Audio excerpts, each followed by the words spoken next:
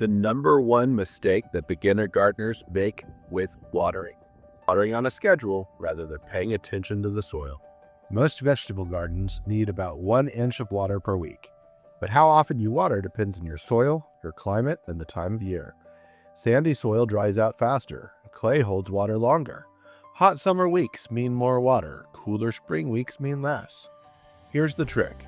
Stick your finger about 2 inches into the soil. If it feels dry at that depth, it's definitely time to water. If it still feels moist, wait. Here's a pro tip. Water deeply and less frequently rather than a little bit every day. Deep watering encourages roots to grow down, which makes your plants more drought tolerant and resilient. Also, water in the morning if you can. That gives the leaves time to dry out during the day, which helps prevent fungal disease. Drop your question below. What vegetable are you struggling to keep watered? I'll answer in the comments. We're also giving away something big. Check out the description below.